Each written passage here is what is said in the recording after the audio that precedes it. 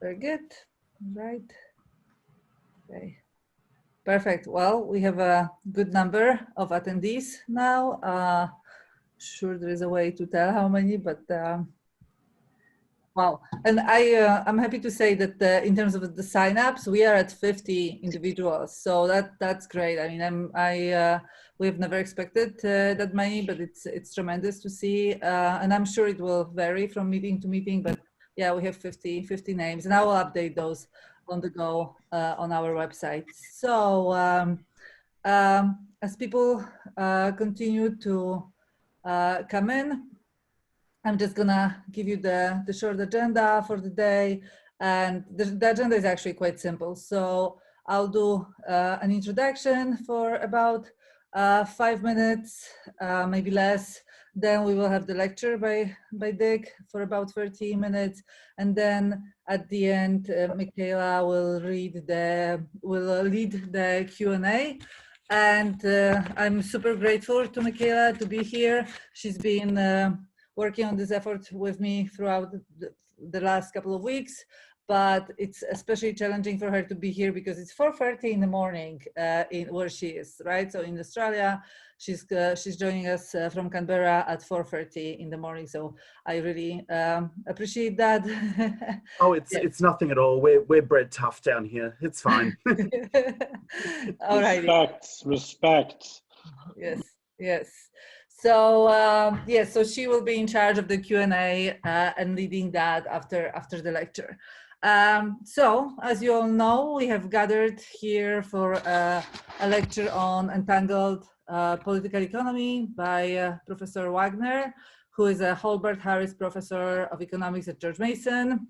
And as many of you know from first-hand experience, Dick is a tremendously productive writer, an excellent, very patient co-author.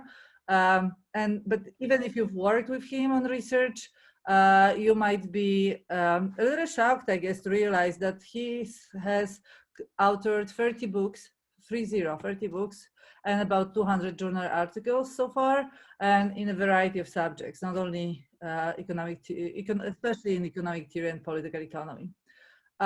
He's a brilliant and generous scholar who has done so much to advance the ideas of classical liberalism. And Pete Betke often remarks that Dick's scholarship and his teaching are characterized by the great intellectual generosity.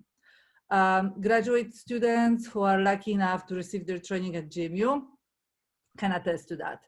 And I was actually lucky enough to be in that cohort of GMU grad students and had the pleasure of meeting Dick 12 years ago. I know I don't look that, but yes, 12 years ago, I was already in grad school, very young age. No, not really. And it was my first graduate macroeconomics course when I met Dick, and I'm going to be completely honest. I hope my undergraduate macro professor never watches this video, but I had very low expectations for that class. I'm like, okay, well, this is something one must do before getting to the good stuff, but there is just no way to enjoy the process. So low expectations for macroeconomics. Even then, I guess I realized that this is not a path to understanding. This is just something, like jumping through hoops. So to my greatest surprise, that class turned out to be nothing like any other macro I would ever take or be exposed to. And as Dick states in his lecture for today, placidity does not in the least fit my sense of experience reality. And I think that in a sense captures his approach to macroeconomics. So besides becoming reassured in my anti-mainstream macro tendencies, what I took from that one semester was an encouragement and a model for thinking outside of the box. And we use that phrase frequently, think outside of the box. I used to teach entrepreneurship, so that was like the phrase to use. Yes, no one wants to think inside the box, but our profession rewards the thinking inside of the box, right? We reward conformism and complacency. So doing what Dick does, right, it's not easy, and he models this for us. And I think most simply stated, what he models is truth seeking, right? Like looking for answers, pursuing understanding, and doing so where the answers might be and not necessarily where it's easy to find them. And so I think it's important to acknowledge that following the program of Entangled Political Economy is not an easy fit. It will take courage to speak against the well-established patterns. But EPERN, we started this network, right, to encourage us all onto this path, less traveled, and I'm beyond grateful and thrilled that today Dick will take the time to sketch some possible directions, and that we will have the opportunity to be challenged by him. So with that, I'll close my remarks and give the floor to Professor Wagner. Right.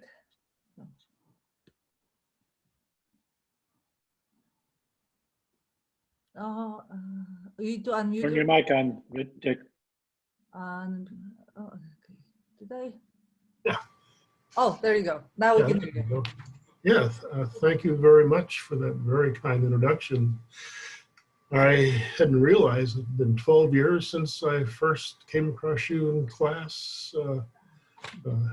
Time really does fly when you're having fun, which I seem to manage to still be doing, terrifically so.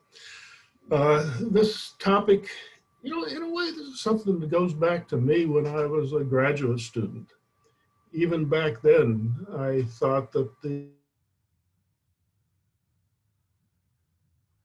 Oh. And we are having difficulties. if I was an Austrian class, genuine end of the Mississippi River is about 200 miles west of New Orleans, down what's called the Atchafalaya River, but the Army Corps of Engineers spends billions of dollars each year dredging channels, laying concrete banks, and so forth to keep the Mississippi River in its present course, and New Orleans is a place for seagoing vessels. And the reason why many geologists feel this way is the Mississippi south of Baton Rouge, which is where the Atchafalaya comes in, south of Baton Rouge meanders a lot and moves more slowly than the Atchafalaya does. And the normal course in flood seasons would create a permanent path that would render somewhere, I forget what my knowledge of that geography is now, but whatever you'd get 100 or so miles to the west of New Orleans, there's the Atchafalaya enters into the Gulf of Mexico. And so I gave that and said to students that if economics had taken its cues from the classical economists and Karl Menger and hadn't gotten waylaid by the neoclassical Walrasian type of creation, that we would have a different economics now. And what I'm asking you to try to participate in is to think of how would you go about doing economics with those sets of concerns, those kinds of orientations at that time, and carrying it forward. Because of course, since then you've had a variety of new kinds of analytical techniques and tools and so forth to carry those ideas forward. And so in many respects, I just always had that kind of uneasiness with conventional economic theory and formulations and the ways in which even questions are generated. And then about the time I published this 2007 book on fiscal sociology and the theory of public finance, I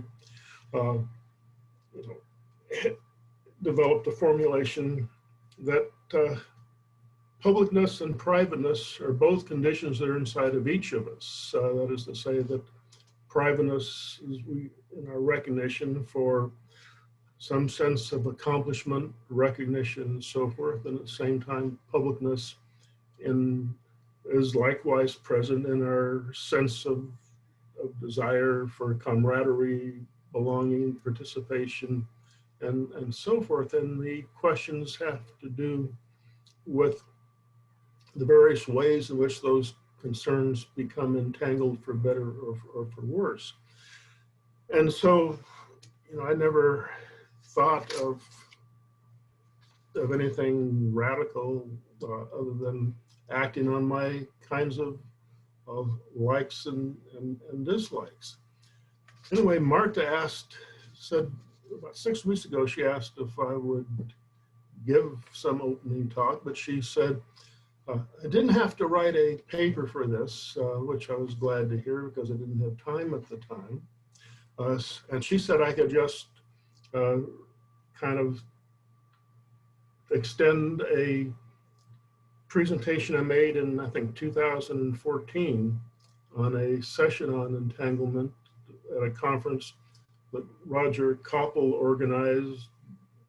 John Domenica, I see down here, was at.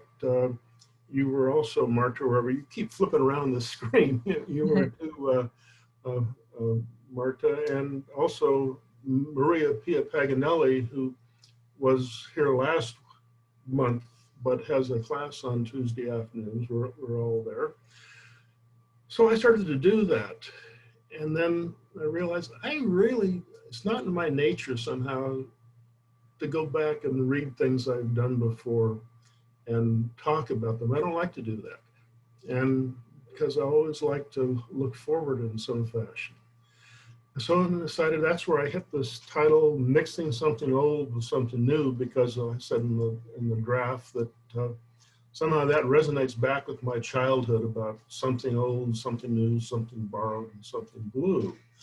And so I decided what I'd do, since I'm teaching public choice this class, and always all my classes, as many of you again know, is I organize my classes around puzzling together with students over things that disturb me, bother me, and puzzle me. I don't ever run classes in terms of telling you what's what, because if I feel that something is settled knowledge, I have no desire to talk about it. It's boring.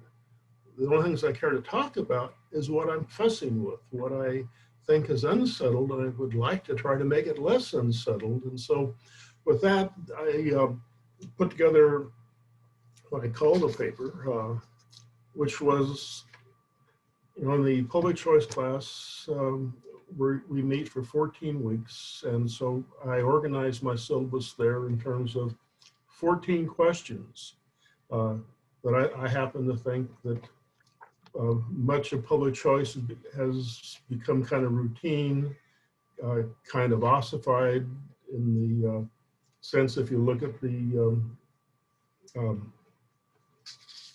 who was that, trying to think of his name now, Thomas Kuhn. Thomas Kuhn made this distinction between kind of ordinary science and extraordinary science. And I think public choice has become an increasingly kind of ordinary science, routine science. And I've been thinking about that.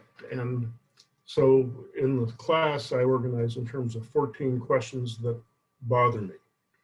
And so I'm doing the same thing here, which I'm taking a subset of those questions, 5 of them, and try to put them into some degree of coherence that bother me, that I'm thinking about anyway. And I'm just going to review each of these for, well, I imagine, who knows, 3-4 minutes, I suspect. I hope not to go beyond the 30 or so minute mark by the time I'm finished.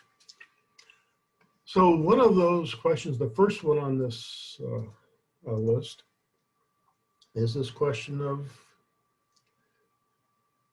what happens if we really try to make our concept of a society as our object of analysis. It isn't now. It was in the classical period, but it's not in the modern period, because the modern period has made a concept of rational individual action as the core concept.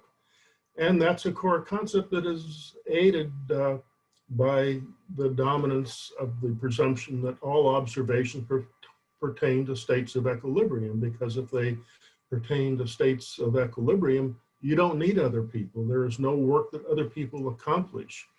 That the basic economic model is one that has people in their social existence in two very narrow ways. They step into the market, so to speak, to provide services for which they receive income, and then they step back into the market again to buy goods and services with that income. Other than that, you don't have any kind of theory of society in a meaningful sense. What do I mean by a theory of society in a meaningful sense? There, I would say, it comes back, first of all, to what are your intuitions about the features or the qualities of life within societies? Not Robinson Crusoe, but multiple people interacting. And these macro folks always like to give these stylized facts. I would myself, if I were to say for a social theory, what are the stylized facts that you want to say that you believe characterize as almost an eternal verity with respect to social living together? And I would say that they're basically twofold. There might be other ways to characterize them, but in my mind, I've always characterized them in this twofold manner. One is, of course, recognition that there is a reasonable sense in which societies to a great measure do work. The sense that people are fed, housed, sheltered. People are born even in times of warfare. People are being born. Life doesn't stop. And so these are this kind of feature that if you take the limiting feature of that, you get the universality of exchange relationships. But I don't take that as a limiting extreme, but rather as one ongoing feature, one stylized fact. The other stylized fact that I think is important for an economic theory where economics becomes the linchpin of a theory of society as against a theory of rational action is that people also have a great deal of ability to dispute with one another, quarrel. There's a great deal of antagonism that is present throughout societies in various measures that manifest in different ways. And that antagonism may be to some degree subject to influence, for better or for worse, but it's there all the same. And change, internally generated change, is very much one of the features of society. And I want to keep both of those ideas alive continually in the foreground within a vision of economic theory then as really the way that we can think about these questions of social order and social organization. And so one of the big things that comes out of that is, as far as ways of thinking, this means that graph theory becomes a very important conceptual tool for thinking about these things, because what we're talking about is a kind of, it's the very opposite of the usual field-based kinds of theory where everything is connected to everything else and things happen pretty much instantly, and rather is a world where there's always particular patterns and courses, and you can't get anywhere else from one point quickly or instantly or anything like that. And so, which means in turn that all of macro theory and all theory of economic policy is wrong-headed, I believe, because it has a conceptualization that construes a policymaker as acting on a society. I would say there's no such possibility, no such thing, because what we call policy making, that name we give to it, reflects actions taken inside of society, because there's no place you can act on society. You're up there in the clouds with, what's his name, Aeschylus or whoever it was, talking about the clouds. And Socrates up there in the clouds, where all there is the ground level. The Federal Reserve doesn't even act on society. It places orders to buy or sell treasuries with particular brokerage houses and so forth, and how that all works out depends upon how it filters through this network and the patterns and schemes of transactions. And so then the second topic I want to look at then, I say, is this question of objectivism and subjectivism is something that disturbs me, bothers me, that I think is not at all clear, because you have such really, I think, screwy concepts out there. You talk about, why does someone have to say, well, let's talk about subjective expectations? Why do that? What else could there be? It doesn't make the slightest bit of sense to talk about objective expectations. This mouse here on my desk doesn't have any expectations. I have an expectation of what that mouse might do as an acting subject. And the same thing in terms of cost. Objects don't have cost. Objects don't make choices. They're only properties of individuals. And so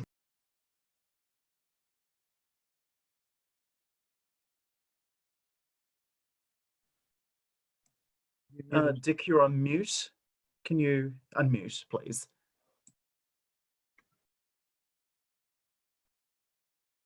oh, shoot. Must be the mouse thing, but we can hear you now. You're back. No, I think when I picked up the mouse, it spoke back to me. It might have some expectations. Thank you, Roger. Acted subjectively, of course. So anyway, in getting the subjective object, because I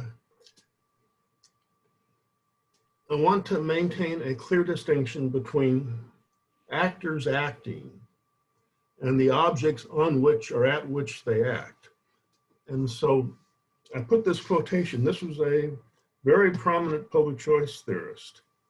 I took an excerpt from this paper, talks about intergovernmental bargains, democratic pressures, democratic impulses being strong, being weak, and so forth. And I know the fellow, I know him quite well,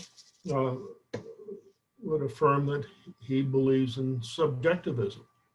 And I'd say, no, that's not at all a reflection of a subjective understanding of social theory. Because how do you know what you're talking about with this list? If you're talking about democratic impulses being strong, you must be able to distinguish a strong impulse from a weak impulse. You must be able to identify when an impulse is strong, when an impulse is weak, and you must be able to explain how it comes about, most importantly, because impulses aren't just there. Impulses come from somewhere. And this is where I'm a great fan of that French sociologist, Bruno Latour, who forget the name of something about assembling the social, I think was the title of the book, and the subtitle of actor network theory. And his basic claim was that you can explain social phenomena in terms of relations with other social phenomena as against emerging out of interactions among what were pre-social phenomena. And so if you're talking about democratic impulses, electoral pressures, bargaining equilibriums, and so forth, you're talking about something that comes from somewhere, is assembled in some fashion. And so, you know, I think that's a form of theory that takes the world as something that is as assembled, is being continually reassembled, being contested over. And where that contestation and so forth comes from is from the different individual visions at the ground level of that network we call society. The third thing, I had this question: what happens to rationality when society is the object at which theory aims? But it disturbs me that rationality has become a form of ideology via the theory of rational choice. There is a perfectly good notion of reason as a human faculty, and a human faculty that could be used for better or for worse, could be used for more or for less. Now, one of the things that, how do you distinguish, for instance,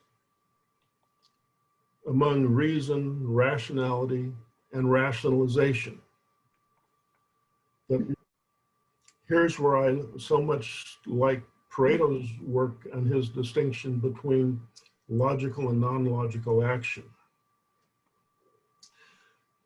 Because in particular, his distinction between logical and non-logical action, say that typically in commercial transactions, I think there's plenty of reason for thinking that commercial dealings, the language used of commerce is pretty trustworthy.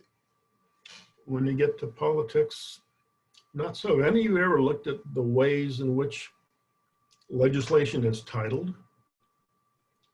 And how, for instance, could you ever come up with something that promises some people to get things for nothing now that they didn't before and call it an Affordable Care Act? I mean, an Affordable Care Act somehow to me conjures up, we found something that everything now is more productive, so forth. And that's why it's affordable. But they don't say this is affordable to some people because it's been made less affordable to other people. Well, that would be an honest language, but it's not the language that it's used. And that it's a language not of reasoned discourse. It's the language of rationalization and justification, which has the same root as rationality. And so that leads me, oh, and one thing more on that question, my own kind of, again, these are just my ruminations. I don't know about any of you to that extent, but one of the things, speaking of liberalism, that I've been very intrigued by and puzzled by is a distinction between what I call sentimental liberalism and muscular liberalism. Mikayla's book on inequality had a nice treatment of what I think that distinction points toward. Another is that is a comparison, if you look at like John Stuart Mill's early work on liberalism. A few years after Mill published his book on liberty, this other Brit, James Fitzjames Stephen, published this book called Liberty, Equality, and Fraternity, and was a very sharp, I think, antidote to Mill on the grounds of what I mean by muscular versus sentimental liberalism that I don't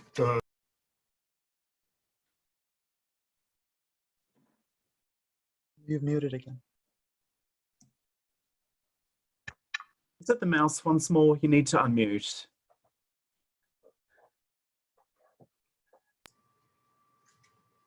I'm going to put this mouse in the next room over there. And I'll have to bring it back when it's time again. Okay, let me one last thing on this is, I'm also intrigued by the idea that we talk about society as if it's really a kind of a homogeneous entity. And I don't think it is, save for maybe a common language, more or less.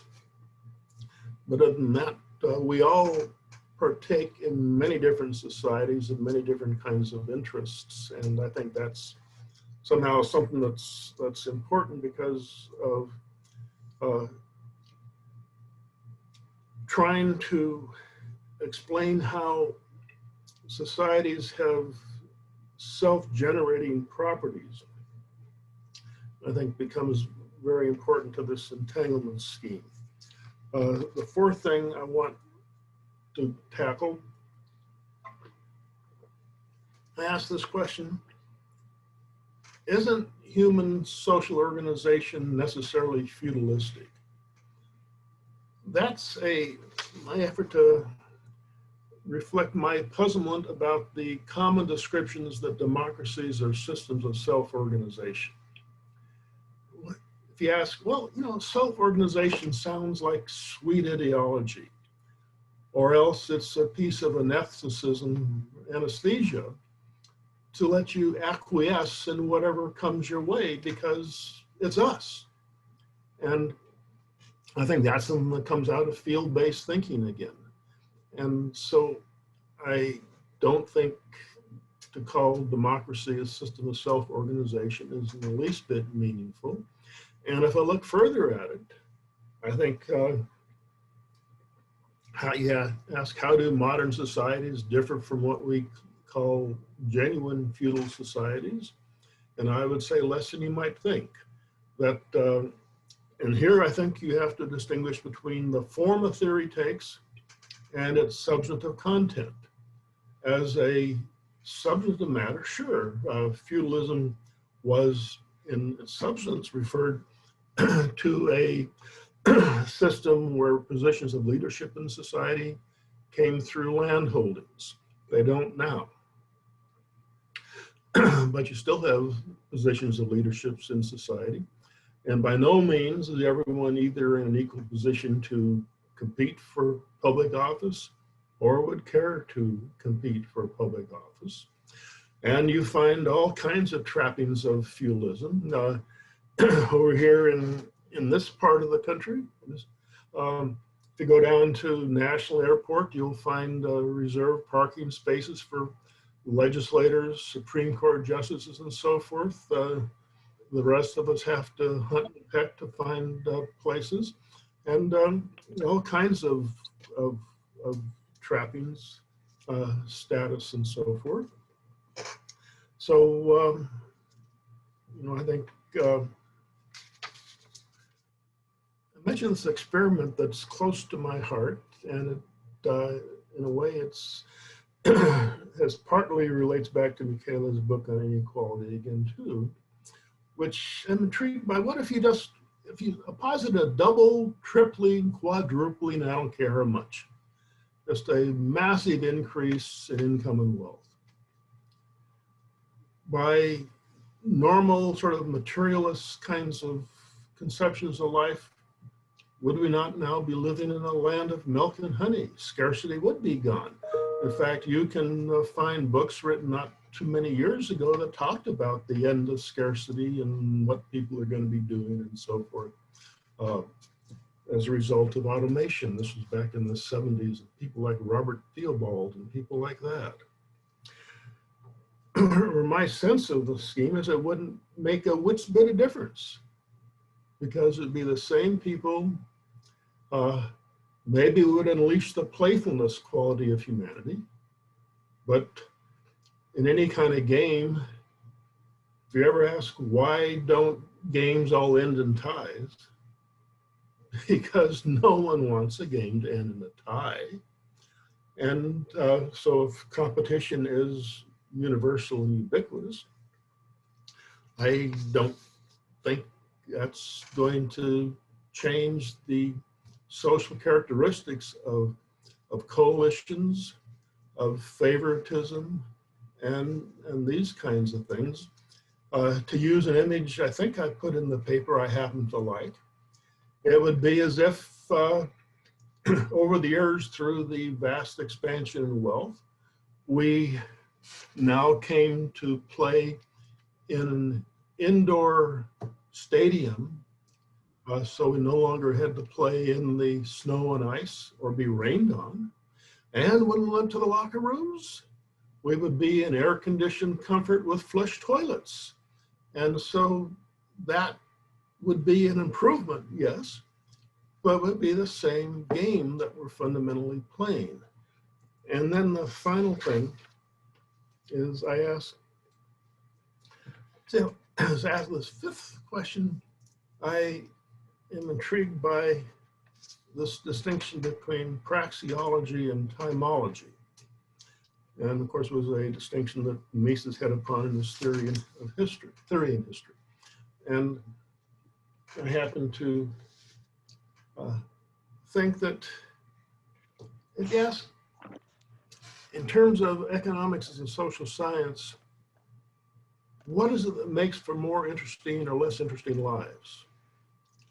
Now, suppose you approach that by supposing that socialistic or communistic schemes of organization could be equally productive as liberalistic schemes of social organization. Does that mean that everything would be the same, basically? And I would say no. And if you'd say no, why are you saying no? You can't say no because of differences in material standards of living. They're gone. And of course, I believe that most economists are philosophical materialists, for sure. And so I understand where that comes from.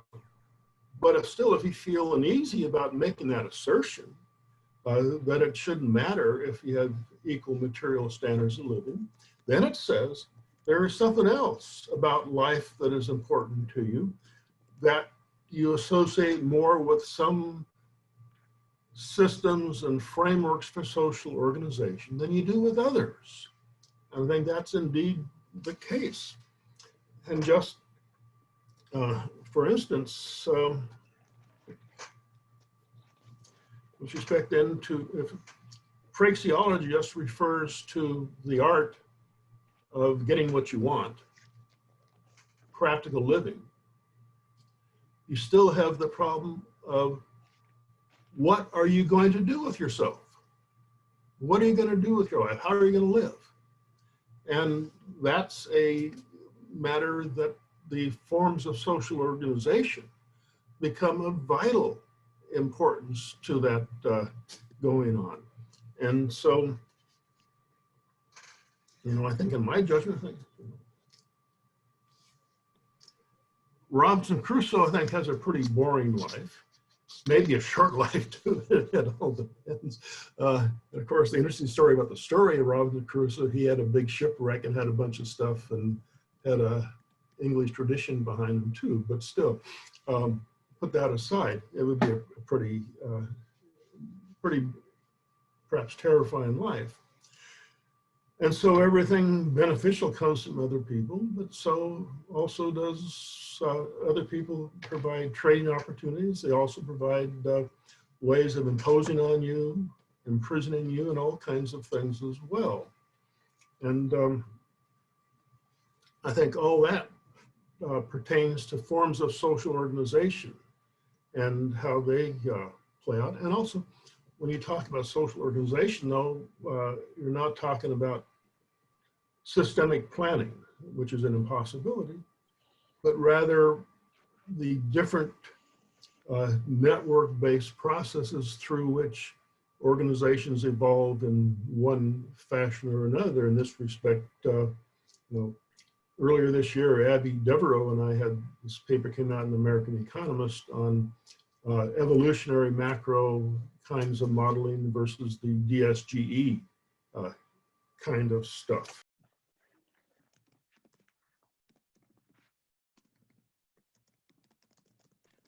That mouse is at his work again, Dick. The mice strikes back. If you can Yeah. unmute. We've lost you again. Oh, there you Okay, go. I'm back. I'm back. That's okay. I don't know what on earth is, that was way over here. I couldn't touch it. I think I think it's taking revenge for you being on your computer too much and being too productive. I know what it is. Am I the only one who hears the squeaking in the background when Dick talks? No, here's the problem. My keyboard. I'm here and I have my keyboard too. And I have it here. I'm talking to you and I put the keyboard, now I can't possibly simulate a mouse. Anyway, on this materialist quality and so forth, given my big appreciation for Pareto, there is a paper by a fellow Mario Faziani, published in the Giornale degli Economisti in 1949. It was a long paper on Pareto's contribution to the theory of public finance. And at the very end of the paper had a closing section of that paper was titled Beyond Faith, as I recall it now, titled Beyond Faith. And Faziani reported on an interview that Pareto gave, because Pareto was well known for this very scientific kind of approach to social phenomena, being the scientist, not the preacher. And so a interviewer of Pareto said, don't you think it would be a great idea if more people had your scientific orientation toward life? And Pareto responded, only faith can spur men to action. It is not at all desirable for the good of society that most people deal with society in a scientific manner. Remember when I read that, I was really perplexed, but the more I thought about it, the more I get the point, the more I think about it, it fits into a kind of a conceptualization of society, not as a uniformity of people and outlooks, but of somehow a rightly organized population system of different kinds of outlooks, different kinds of contributions to make and so forth. And I'm not going to talk about this summarizing figure since I've gone a few minutes beyond what I had planned to go on. I'm just going to stop here and let it all over to you and Mikayla.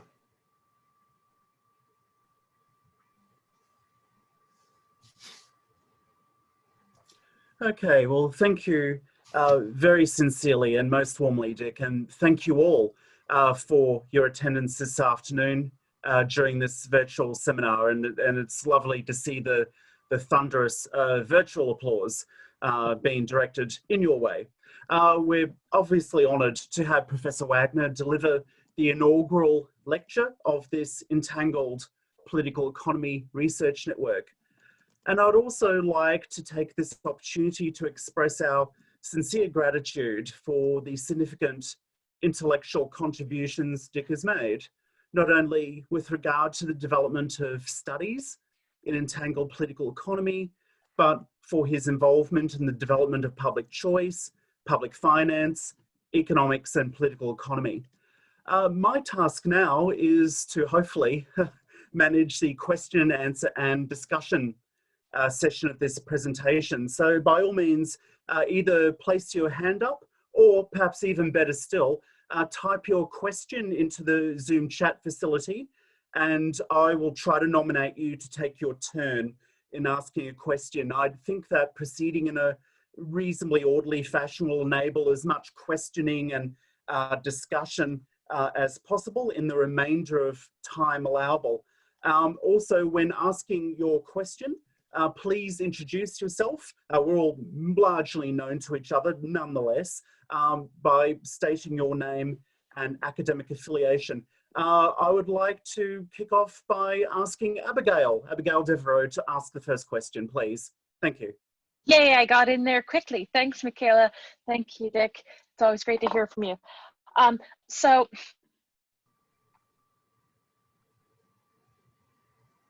Oh, frozen. As maybe. Oh, Okay. better. Good. Okay, Good for now. sorry. I only have a 1 terabyte or 1 terabyte fiber connection, so it must be just awful. That's monopolies for you. No, go ahead. All good. All right. Okay, so at the end you were talking about how all action occurs as a matter of faith. And that brought to me a conversation that you and I had in the past about how true change occurs in sort of these corridors of contradiction or corridors of almost Gödelian impossibility, undecidability. And also, of course, if we talk about entrepreneurial action, this is precisely sort of the center of where entrepreneurial action is most vibrant in comparison, relative to sort of normal everyday actions. I really wanted to kind of push this more forward because it's an out there idea, but we know that it's difficult for people to calculate in the ways that rational choice would have them to calculate, if not impossible. And I'd say the vast majority of situations due to combinatorial issues at the very least, and computability issues sort of in the most. If we have sort of this idea that there is no calculation underneath the kinds of actions that drive real change at the edge, and we just discount all action that would be action in the rational choice framework. So all action in the rational choice framework is of course just reaction, right? There's some teleological result, and it's a reaction according to some sort of functional principle that that coheres the system. The system coheres according to this functional principle, and in fact nothing happens. And nothing that's unknown happens. So if we just kind of discount that as no change, we talk about true change has to exist as some kind of, in this corridor of radical uncertainty, in this corridor of contradiction, this corridor of undecidability. What do you think about that? And what does that mean for us talking about action at the individual level? I think something I have off and on for the last few years thought I might like to do, but haven't gotten around to it, is actually write a book on animal spirits.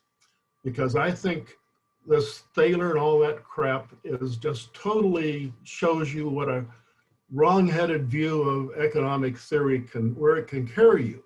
Because after all, we all think through our theories. And so if you have a bad theory, you're going to really be thinking strange thoughts because your theory is going to carry you there. And so what I mean by animal spirits is all action has that feature, in the sense, at least all action entails an acting on forming plans and then carrying them out, because you're always making a decision today to take an action now, make commitments now, where the outcome of that action is going to occur sometime in the future. Now, often that future is going to be a short calendar time away from the time you're taking the action now, but it can also be a long ways away, but there's always a gap. You never receive the consequences of an action when you decide to take that action. There's always going to be a delay. And that delay is, in fact, you might say it's taken a leap of faith. It's taken a leap of faith in your belief, whether it be that things are going to be then like they are now, or reasonably so, and if not quite like they are now, close enough. But sometimes there's going to be a big gap there. And I think also we don't realize in our own daily lives how much, in fact, we are continually taking these leaps of faith, finding they don't work out, but we are very adaptive creatures and can readjust quickly. Like, for instance, you're given a party this evening, and so you're going to go to the store. You have an idea of the menu you want to serve. And you go there, you have an idea of, oh, maybe I'm going to grill some lamb chops, and the butcher is out of lamb. So then you have to recalculate and reformulate your menu, and you do. You don't think about this as a kind of a market fill. Your plan didn't coincide with the grocer's plan to stock lamb. And because we all live in basically free societies, free economies, that one of the features that's vital for that way of living is a flexibility and adaptability to revise on the fly. But that doesn't mean it's not, that animal spirits aren't significant. I say that they are significant because that speaks to the willingness of people to take actions today that is going to amount in one form or another to making a capital investment, the payoff to which will come sometime in the future. And that's a generic feature of all action.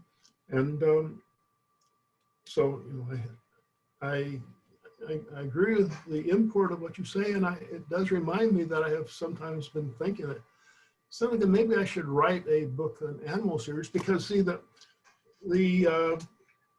Thaler and all those characters, they work with that neoclassical model where everything is nailed down. Expectations are rational ever after. Doesn't mean you're always perfectly accurate, but you're never systematically inaccurate.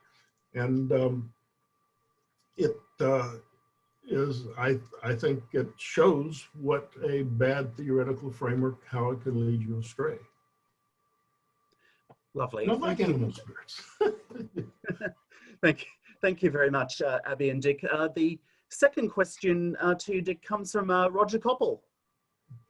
Oh, yeah, hi. My question is very banal compared to this conversation that has me a little dizzy, so it's kind of embarrassing to come number two in this conversation. Dick, I didn't know what you meant by feudalism. But I would have said, oh yeah, you know, democracy and everything else is always self-organizing. Right? The idea of like top-down order is kind of I don't know, an illusion, I think. But so I guess I just probably not reading you right when you say feudalism. What's that word mean in on your talk today? I'm not sure. You know, I posed the question. See, the background for that particular question stems from my uneasiness with characterizing democracy as a system of self-governance. That means that everyone genuinely on equal terms participates in governance. I don't think that's at all true in any kind of substantive sense. And I think, you know, I think if we're one of the higher mammals, and one of the things you find in all ethologists is recognition that mammals, all the social mammals develop various kinds of hierarchical patterns of relationship. Sometimes quarrels will evolve within the group and they'll get those settled and go on again. Like, for instance,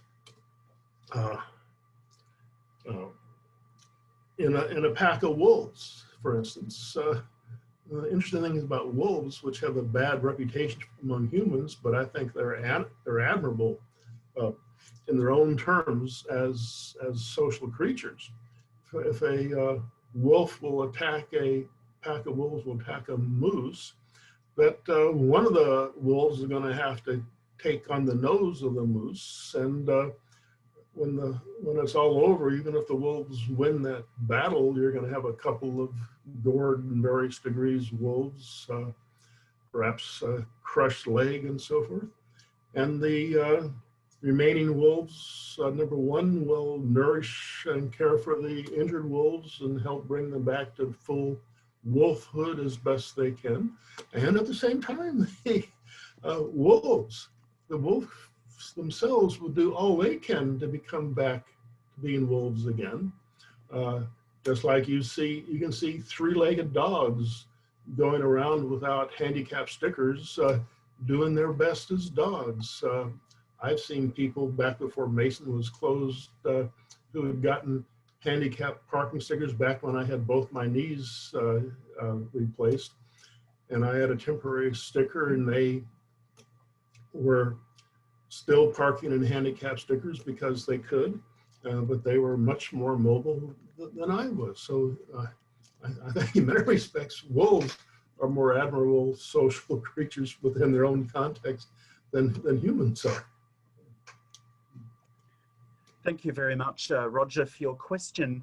So question number 3 goes to Pedro Batista. So Pedro, if you could unmute and please ask your question, that'd be wonderful. Thank you. Yes, it's had also to present myself. So I'm Pedro Batista. I'm a researcher here at the Institute of Law and Economics in Hamburg. So just a short question was, you started saying that you molded the article based on 14 questions you used to have during your classes, and now it is just 5. Is that why you went to the other 9? But just a joke. So my most substantial question came while I was reading your paper. In a lot of points, it seemed to me that you presented the entanglement, the entangled political economy, as this somehow mutual learning between market dynamics and political dynamics. There is a part that you even say that with entanglement, political process and participants engage in commerce. Similarly, commercial actors come to participate in politics. So I took most of the article as this dynamic, that we as individuals, we operate in these multiple dimensions as political participants, as market participants, as community participants, and so on. But then by the end of your paper, there was a point that I saw that I felt was a bit a big simplification of the political process, which is in page 27, when you say market actions must answer such explicit questions as will this product sell better than the other one? And action within political environments is different, because political action isn't aimed at answering specific questions. For political actions, the desired answer is no in advance of the action, obtain power. And then I thought this, like, because every time the word power comes and it came without much context, I kind of took it as a bit vague. So my question is, what do you mean by obtain power? What is that from? And a lot of like, so you say that political actions is aimed at obtaining power. And that reminded me a lot of critiques towards more market-friendly scholars, that we somehow ignore power dynamics in the market size as well, in the market process. So then I kind of felt that phrasing political actions as just that one answer was a bit simplified, and it didn't, for me, didn't felt quite into what you've been talking through most of the paper, that is the entanglement and so on. So I was just curious. Was your question about power dynamics? Is that your question? Yes. Sorry for taking so long. That's all right. No worries.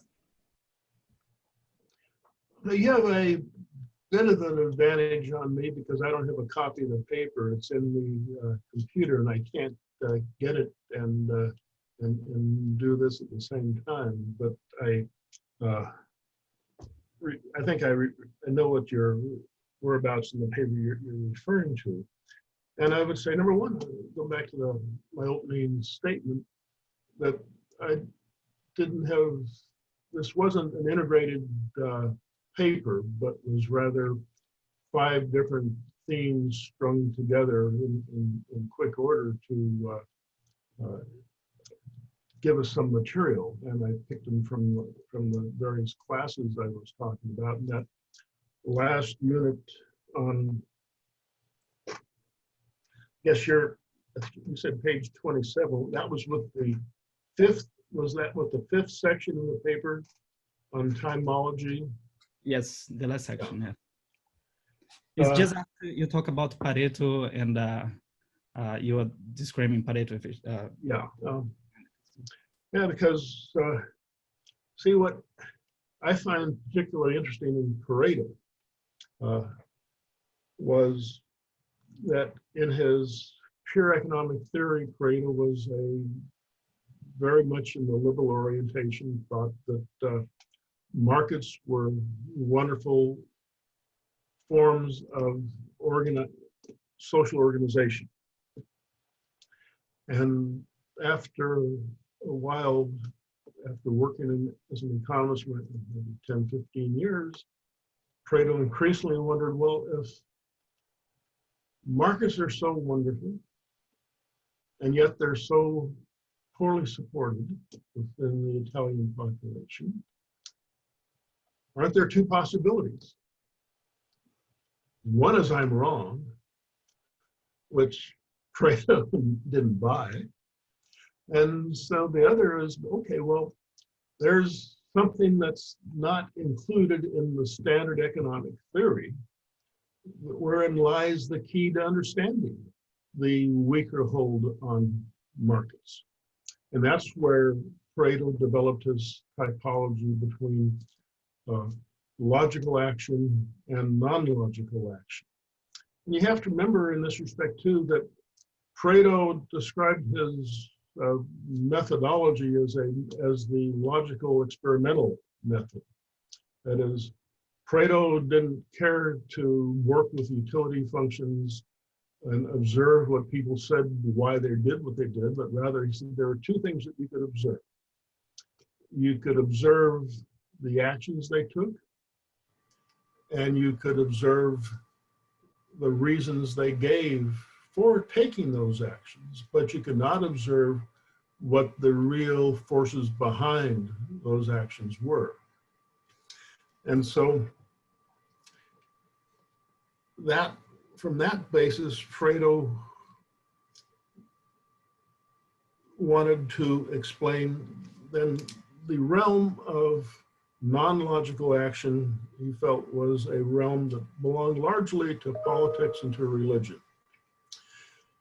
And actually, in describing the difference between the logical and non-logical action, it's probably comes out more cleanly with respect to religion than it comes out with respect to politics. In that, with respect to religion, you have, I don't know how many proofs of the existence of God are out there. That's not my field. But I know of two categories of so-called demonstration of God's existence. One kind of category goes back to the mathematician Blaise Pascal. And he's famous for his wager about infinite series of even small magnitudes. And so that was a kind of a logical kind of demonstration that you should believe in God out of prudential reasons. So that was the order of thinking there was you have the utilitarian reason why belief in God is good, and so therefore believe in God. Then on the other hand, you have Anselm, who had the formulation in Latin would be fides quaerens intellectum, or however you pronounce Latin, right? Or faith seeking understanding is how that would translate. And so that was, you start from faith, belief, and then you try to understand the features that lead you that way. And so with respect to politics, then, if you start from your own faith that you want to continue in this office, then how do you continue that office?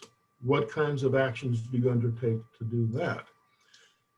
And so the one thing you don't do is engage in the kinds of actions that market entrepreneurs would engage in, because there is no buying. And so when customers buy products in the market, they don't buy products in politics.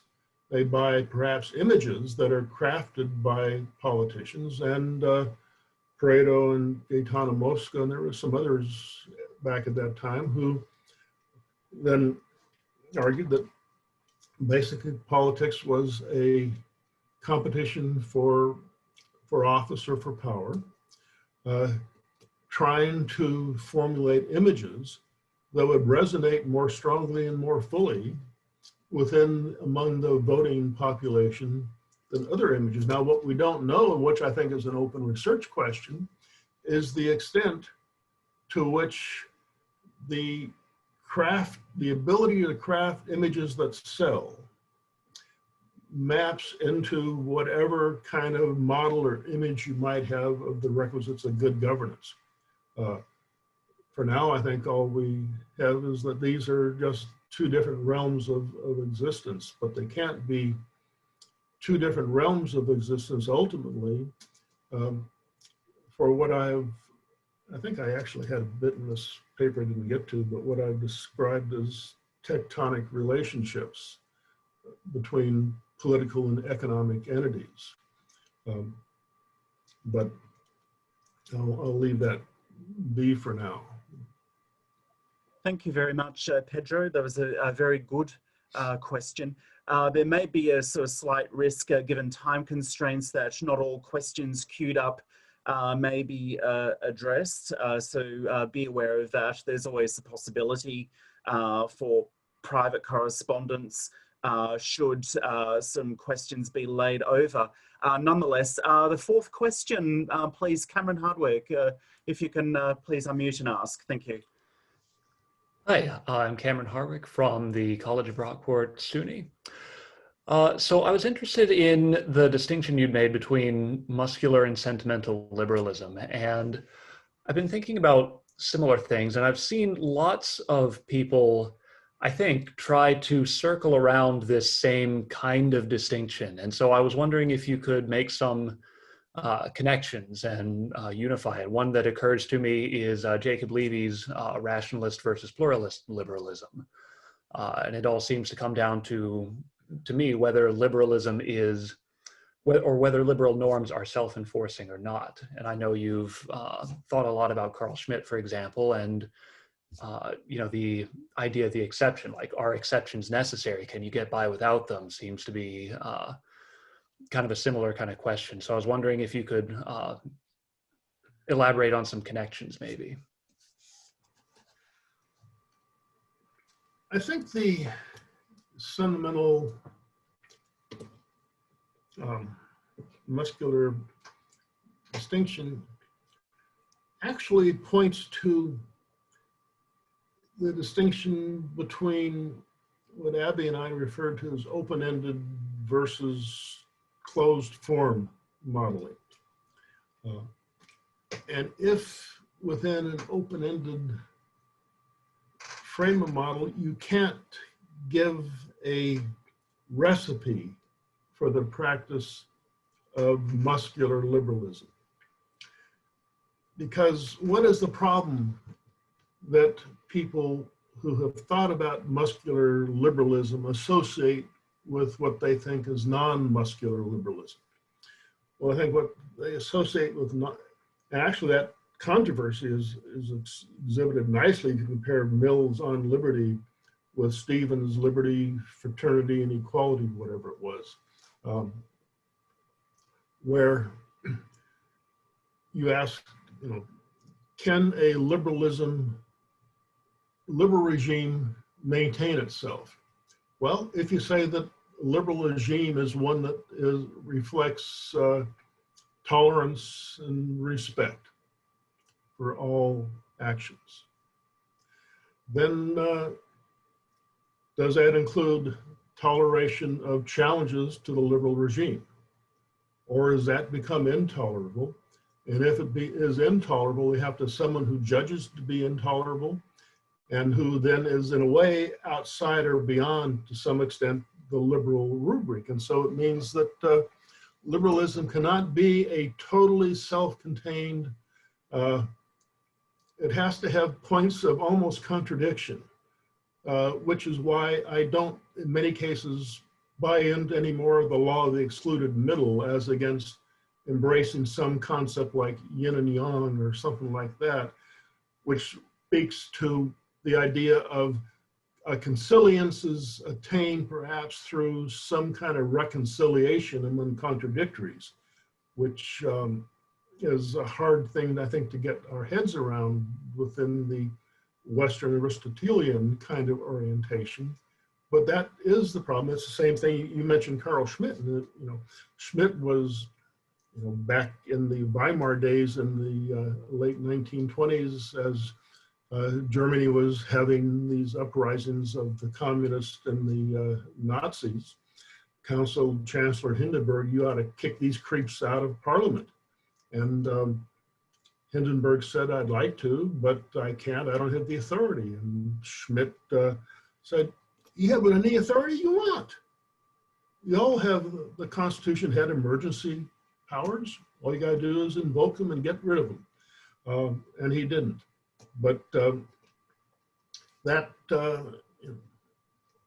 ability to invoke those emergency powers, of course, then you could say sets in motion precedents that might be used again and again for different effect. And this is part of the problems of social theorizing in terms of part of our, I think, part of our, very much our natures and our beings wants to have a completely closed system where we can navigate a world and it's always in, everything's in its proper place and everything is working as it should. And it goes on like clockwork forever. But the alternative scheme of thought is nothing goes on forever without supporting, maintaining efforts of some to keep it going, but then how do they get controlled?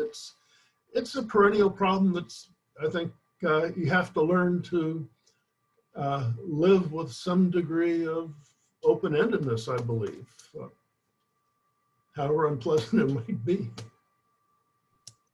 An excellent question. Would it be permissible for me to leap in or maybe not? Could I be able to just proceed with the question queue, if don't mind? If we've got time for supplementaries, that's thank you. Thank you, Cameron, for that excellent question. So the fifth question, if we may, Lenore Ely, if you've got a question, please. Well, Roger, I want to bring you back to the conversation anyway with this debate between feudalism and, you know, discussion of feudalism and democracy. So I'm Lenore Ely. I'm a senior fellow for communities at Charles Koch Institute. And I also have been running a little project called the Philanthropic Enterprise for about 20 years, trying to engage some discussion of maybe a third dimension of this puzzle, which is to come back to the yin and yang question, you know, where's the third dimension? Maybe it's the little circles, Dick, in the yin and yang. So, you know, Boulding talks about the economy of love, the economy of threat, the economy of fear, but that's a triad, not a dyad. But Roger, your question was interesting because my question was actually just stimulated by some of the articles recently, you know, attacking Friedman for his, you know, shareholder theory of the firm. I mean, yeah, shareholder theory of the firm, you know, in favor of more stakeholder theory. And listening to Dick, I thought it's interesting because it sounds as though this is really a debate between an idolatry around calculation and an idolatry around democracy in a way, which is deliberation. And so if deliberation and calculation become gods, you know, how do we find a way around that? So I think it may be through the eye holes of the yin and the yang, which you know, might be the economy of beneficence or some other kind of thing. So I just wanted to toss a question out there for Dick to deliberate a little bit about, you know, in this very contemporary current debate in this attack on Friedman's, you know, theory, because there seem to be a lot of problems with a stakeholder theory of the firm. You're going to get entrapped in all kinds of calculation, but these two things may be feudalisms, Roger, just to loop it back. You could have a shareholder feudalism and you can have a deliberation feudalism, because some people are better with words and some people are better with calculations. It doesn't have to be just landed property. Okay, that's my question. No, to add to that,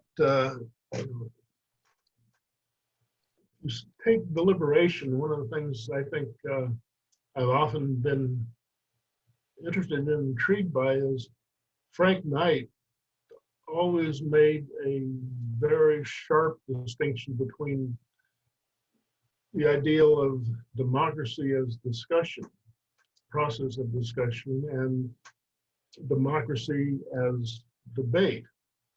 And these days we toss the terms out more or less as they're synonymous, but yet they surely aren't. And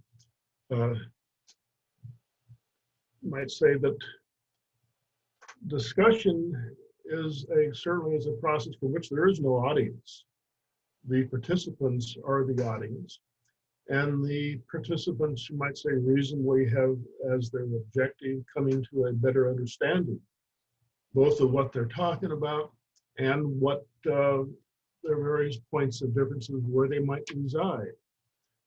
Where debate is a whole different thing. Debate is a performance, where the mode and the ethic is a ethic of a theatrical performance, where the success in debate is gauged by the relevant audience. Now, that audience might be a set of people in an auditorium. It can also be a set of people who cast votes. And these days, what we have is a theatrical performance, and there's probably no way around it. And that gets back into democracy is on a much lower scale, a lower level, and also gets back into your interests and going back a long time now in terms of ideas about civil society, about the vision of people as either market action or state action is a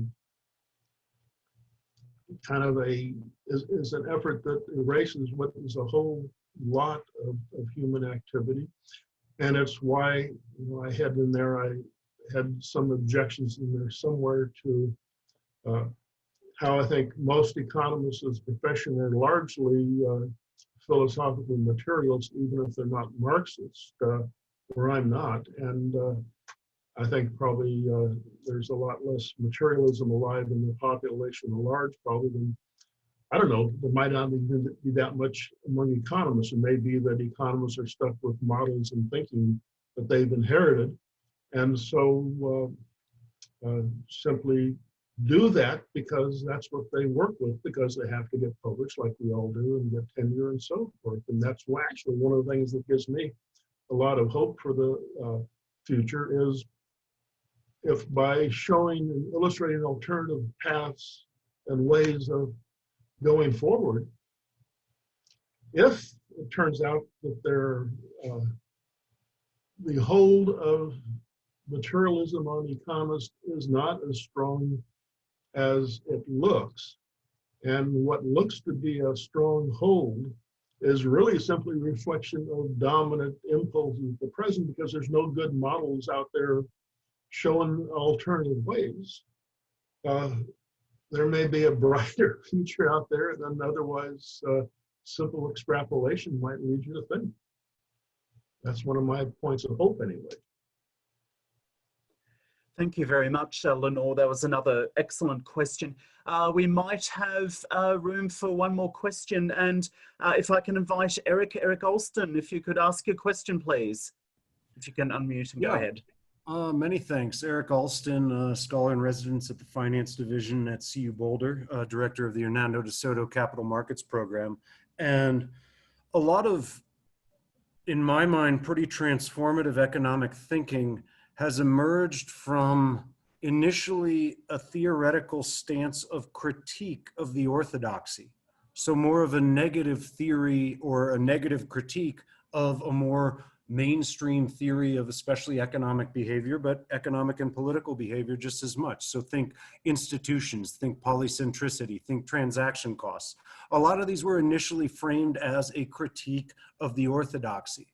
But eventually, for a theory to stand on its own legs, it must of necessity be a positive theory. And so I'm wondering, especially for more junior scholars like myself in the audience, what are some of the more interesting or promising boundaries of the sort of an entangled political economy for additional pursuit, for additional intellectual interrogation that you see as most fruitful?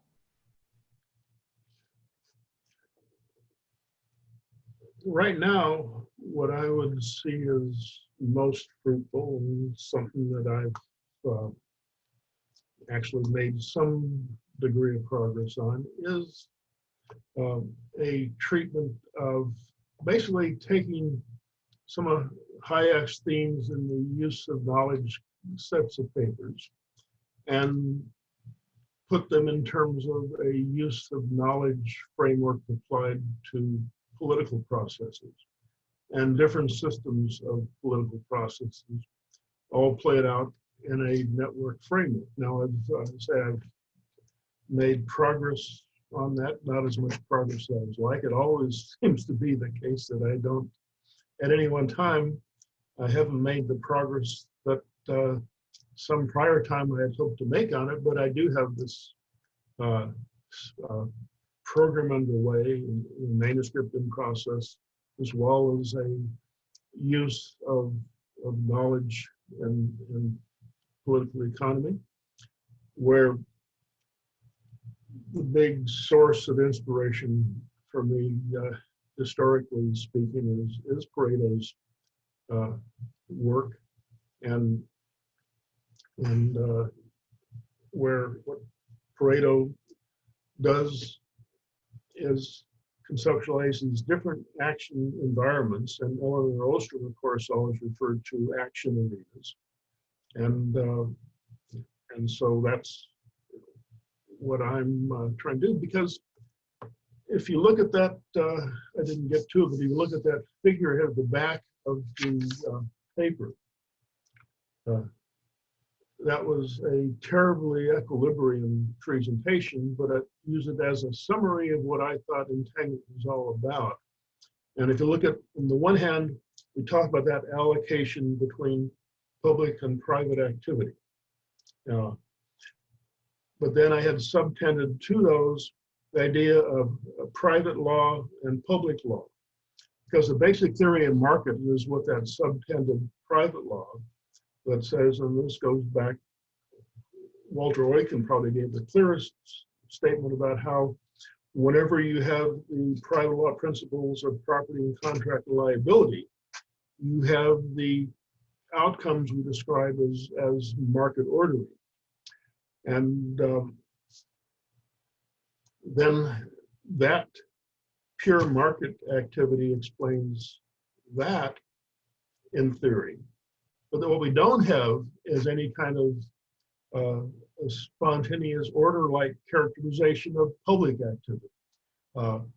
That in fact, the whole drift of public goods theory since Paul Samuelson has been denial that's ever possible. Now, Buchanan tried to make, and did make, some modest progress in the late 1960s with a couple of books, Demand and Supply of Public Goods being one, but then dropped that whole project in favor of something else. But that sort of program conceptualizes then legislative, executive, governmental organization responsibilities and so forth, not as a result of planning, but as a result of transactions. The whole world is put together through transactions of different sorts. And then, but then that entanglement comes down, and how to bring that in is one of the things that's keeping this manuscript from being farther along than it is, but I keep working on it. Okay, so we have a few minutes left now. Was it you, Roger, who wanted to sort of jump in earlier on a sort of question there? We've got a few minutes to allow for your comments and thoughts. Yeah, there's so many, but I'll just make one. No, just this idea that we maybe need to somehow, tolerate contradictions. There are non-standard logics. Newton da Costa is one of the pioneers of non-standard logics, where you can have X and not X. And then you have some kind of a strategy for like immunizing, the proof machine from going from X and not X to, just any proposition. I guess you don't allow, I think, arbitrary or statements. If I have A, I'm not allowed to say A or B just for any B. I think that's the trick. Anyway, I always kind of thought that stuff would, and there's several of these non-standard logics that you can have a contradiction in them, and the contradiction is prevented from burning the whole house down. And I also wondered if that wouldn't apply to common law, because you got, like in the United States, got all the different courts and sub-jurisdictions and stuff. So people are playing literally by different rules, but the whole system goes along anyway. And then it's only when the contradictions sort of meet that they may be creating a precedent in a higher court that, imposes uniformity lower down. So and if I may just append one more little comment on that, if we somehow could work that out and write it down and stuff, it would give people something to do. Right? You can start, doing proofs with non-standard logics and stuff. And if you want your ideas to spread, give people something to do. End of comment.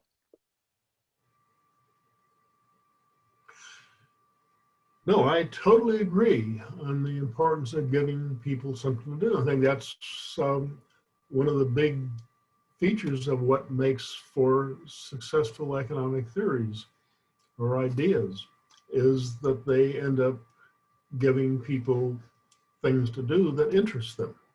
And so I think any successful theory is going to have the property that readers can find things, see things in those formulations that they can carry their own work forward. And that's absolutely right. And I think it's something all of us should always take some cognizance of.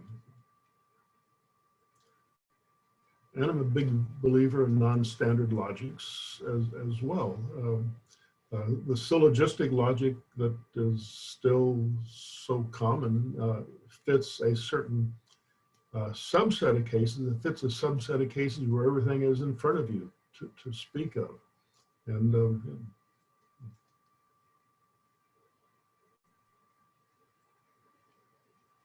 yeah, standard in a sort of intuitive riff on that, standard logics are the logics of field theory, non-standard logics are the logics of process and graph theory. No, and so I think that's where our game lies, is in graph theory, process-oriented theory. I've also been increasingly attracted to, all of our theories start from a presumption that the world is a world of material production. Our images of marginal productivity are in terms of buckets of this or pounds of that and stuff like this.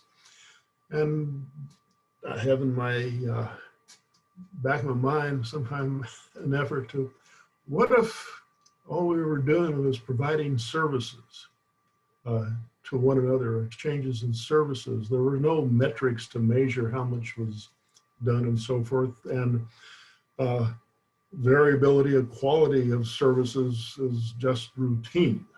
And what would happen in that world? I don't know. I haven't put together my spring syllabus yet, but all my classes I give, as many of you know, students of assignments throughout the semester, ruminating about the same things I ruminate about. And I think I'm toying with the idea that I'm going to ask them for some period this coming up semester in the spring to ruminate over how you would construct an economic theory where it was all based upon exchanges of services and not on material goods, and what would happen to our various propositions.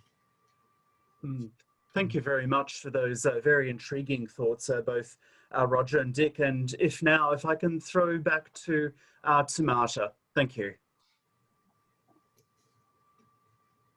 Unmute.